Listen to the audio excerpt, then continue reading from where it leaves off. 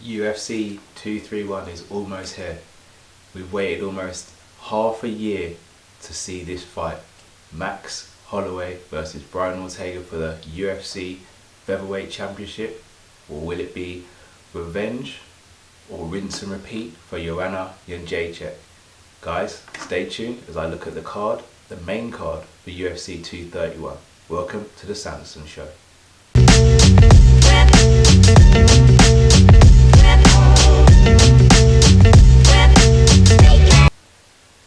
So welcome back, guys. Massive card this weekend, and I'm going to start with the first fight on the main card, which is Jimmy Manuwa, London's own Jimmy Manuwa versus Santos. It's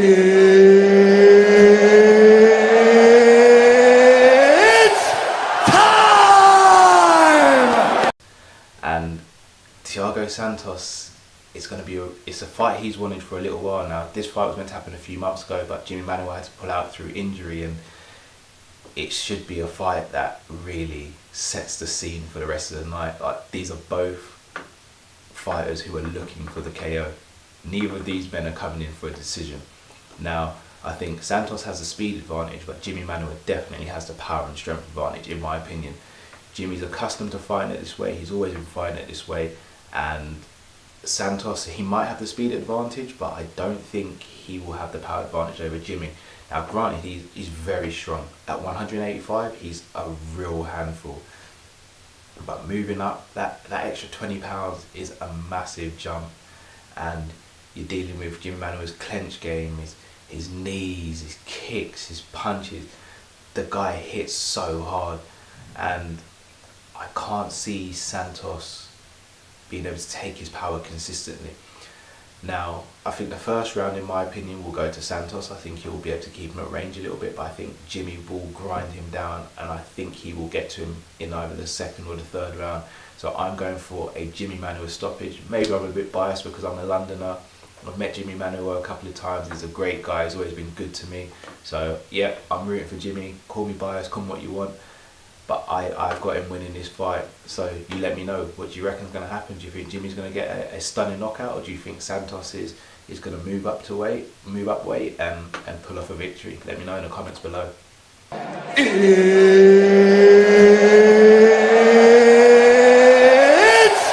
time! Now we look at the Hakeem Dawodu versus Bochniak fight. Two easy names to pronounce, as you've seen how slowly I had to pronounce them. This fight should be a really good fight. Now, Bochniak is actually most recognised for his most recent fight against Zabit. Now, granted, he didn't win that fight, but he put on such a brave performance. Zabit had hit him with everything he had. Now, it's only after the fight we found out Zabit actually broke his hand before the fight, so Zabit was compromised in that fight. But Kyle took kicks, he took takedowns, submission attempts, punches. He took it all in that fight, and he actually finished that fight stronger than Zabit. In that last 10 seconds where they had that flurry in that fight to the finish, he was actually landing on Zabit, and he was pushing the pressure, and the guy doesn't quit. He's an absolute machine. And Dawodu, he's very good, he's good, but I don't know if he can deal with that pressure from Kyle. Kyle is relentless, and once he gets going, it's very difficult to stop him. You have to imprint your philosophy and your fighting on him from very early to try and set the tone. If you can't do that, then unfortunately he's going to run away with the fight. I'm going for Kyle in this fight. I think it's going to be a decision. I'm not going to go for a knockout or a stoppage. I think he's going to get a decision. I think he'll get a unanimous decision. But it's a fight I'm looking forward to. And again, it's one of those fights that you wouldn't ideally think would be on the main card, but I like what UFC are doing here. They're putting fighters on who aren't household names and giving them that platform to go and prove themselves. And oftentimes, these are the fighters that will go out and put everything on the line because they know this is their massive chance to make an impression with the hierarchy and the fans. So this is a fight I'm really looking forward to. But guys, you let me know. Who do you have winning this fight? Will it be Kyle or will it be Hakeem? Let me know. Comments below.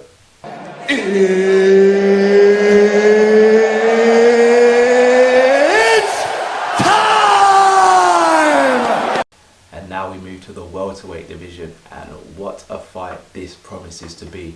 Alex Oliveira versus Gunnar Nelson. Now, Gunnar Nelson, we all know, submission specialist. He trained with Conor McGregor, comes from the SBG gym, and he was on a real tear before he ran into Santiago Ponzinibbio. Now, granted, in that fight, it was a very harsh stoppage because although he was knocked out, the reason why he was in that position in the first place was due to eye poke, so his vision was compromised, hence why he couldn't evade the strikes that were oncoming. After that fight, he campaigned for a rematch, he campaigned for other fights, and unfortunately, he actually tore his ligaments in his knee, so he's been out for a little while, so it's going to be very interesting to see how he comes back. We all know what Alex Oliveira is going to bring to the table. Relentless, non-stop, fast-paced action, and that's why so many people love Alex Oliveira. Great fighter, he wears his heart on his sleeve, and he's a true warrior. He's going out there to finish the fight and put on a show for the fans. That's all he cares about, and it's a really difficult fight for Gunnar to come back and compete against someone of this caliber in his first fight back after such an injury. Now, Gunnar is ice cool. Like, let's be honest, if you're across the cage from Gunnar Nelson staring at him, he's probably one of the last people you want to be staring at, along with maybe Rory McDonald. He just literally looks right through you. It's creepy. But Alex Oliveira won't be fazed by that, and for Gunnar Nelson to win this fight, he's really got to get him down early, in my opinion, and really just dominate him on the ground, tire him out a little bit.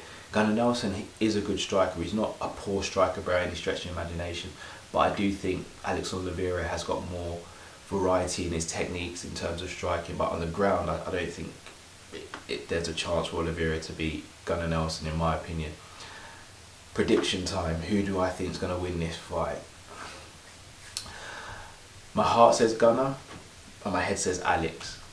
So I'm actually going to go Alex Oliveira in this fight. I think Gunnar Nelson coming back to this fight in his first fight, I think it's a big ask, and I'm not quite sure he can pull it off. I hope I'm wrong, but I'm going to go Alex Oliveira.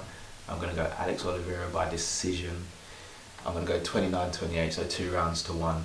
But guys, once again, you let me know, will Gunnar come back and have a fairy tale return after such a horrible time with injuries? Or will Alex Oliveira have that kind of cowboy style that just can't be beaten? Let me know in the comments below. It's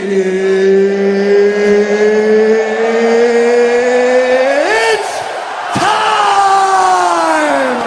And now on to the co-main event of the evening, and what a fight we have in store. I kid you not, I'm looking forward to this fight so much. For me, apart from maybe Cyborg versus Holm, this is probably the best skills of female fighting put together in one match. You've got Valentina Shevchenko versus Joanna champion Jedrzejczyk, and they're both fighting at, you can almost call it a catchweight fight. Joanna's been fighting at 115, Valentina's been fighting at 135, but when they meet, it's going to be at 125, and it promises to be a great fight. Now, they've actually got history. They've actually fought twice in Muay Thai World Championships, and Valentina has beaten Joanna twice, which is, considering Joanna's a six-time world champion in Muay Thai, that's no mean feat. So that just shows you just how great Valentina's stand-up is. But we've seen this already. We've seen it against Holm, we've seen it against Amanda Nunes. She's brilliant. But what separates these two for me is the ground game. And Valentina Shevchenko's ground game, in my opinion, is a different level to Joanna. Now, Joanna can more than hold her own standing. If they're both standing and trading, for me, it's whoever gets the upper hand wins that fight. But when you take in all the elements of mixed martial arts, your striking, your takedowns, your ground game, your jiu-jitsu, I think Valentina Shevchenko, in my opinion, is the more well-rounded fighter. And given the fact that she's fought at heavier weights and competed with these heavier girls, to come back down at her natural weight, as she calls it, and fight Joanna, who's going up a weight, I think it's a really tough ask to ask Joanna to come and beat Valentina. I think Valentina's actually going to stop Joanna, and I think she's going to stop her on the ground. I think the first round will be a bit cagey, they'll feel each other out. I think Joanna might land some, Valentina might land some, but I think Valentina will take this this fight to the ground, and I think when she does, Joanna's in a world of trouble, and I see her getting a stoppage. But this is a fight I'm just looking forward to. I'm really, really up for this fight. It is a fight I've wanted to see for a very long time, so I'm just glad we're seeing it. So guys, you let me know, who do you think is going to take the victory? Is it going to be Valentina? Is it going to be Joanna? Let me know in the comments below. It's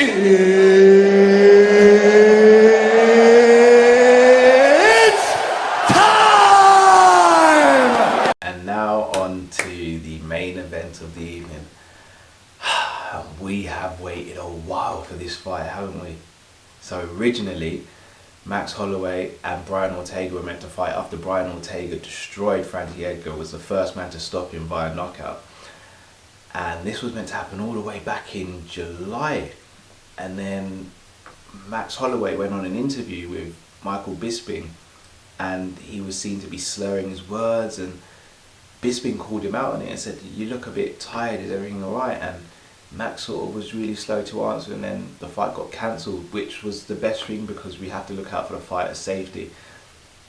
But from a selfish point of view, this is the fight I've been waiting for a very, very long time.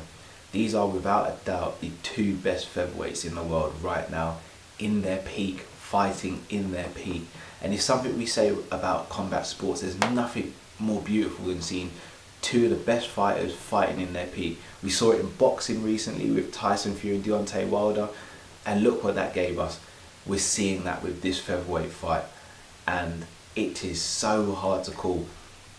On the feet, I give Max Holloway the advantage, but on the ground, it's not even an argument. Brian Ortega's jiu-jitsu is just out of this world, and to see these two being able to finally get in the octagon and battle for supremacy for the undisputed featherweight title will be phenomenal. Now, I think Max will come in heavier out of the two, although Brian Ortega does cut a bit of weight as well, but I think Max will come in the heavier of the two. But ultimately, I think it all comes down to gas tank, and a 5-round fight I think favours Max Holloway. However, you can never count Ortega out. The Clay Guida fight, Moicano fight, he was losing both of those fights 2-0, and he comes back in the 3rd round and stops them both, one with a KO and one with a submission. Brian Ortega is going to be dangerous throughout this whole fight, and that is because of his jiu-jitsu. No matter how tired he gets, he will always be able to rely on his technique and his muscle memory. It's not like striking. As you get more tired, your striking power diminishes. With jiu-jitsu, it doesn't work the same. No matter how tired you are, if you grab a hold of someone's neck or their arm or their leg, you can still pull off the technique because it's technique based. And this is what makes the fight so dangerous for Max. Now, I know what you're thinking, come on Callum, give us a prediction. This is the hardest prediction I think I'll ever have to give for a fight up until now. And I'm not going to sit on the fence. I'm going to go with Max. I'm going with Max because I think he will be able to outlast Ortega. This is Ortega's first fight. It's not his first 5-round fight, but it's the first time I think he'll be taking 5 rounds. And I do think Max will take him to the 5th round. He will take him to championship rounds. I think he might be able to stop him. I don't know if he will, but I think he goes the full distance. I think Max just nicks it on points due to his gas tank. But I could be very wrong. Ortega could come out, he could catch him in a guillotine, catch him in an armbar, and it could be murder, she wrote. Or Max could come out and he could swarm him and he could KO him. Max has got good power and good accuracy, so it's a fight I'm looking forward to. I'm sure you guys are too. But guys, thank you very much for listening to my UFC 231 preview show. Please do like, comment and subscribe on these videos. It really does help. And I look forward to seeing you for the post-fight show. Thank you very much for joining me. And please, I'll see you again. Have a great day.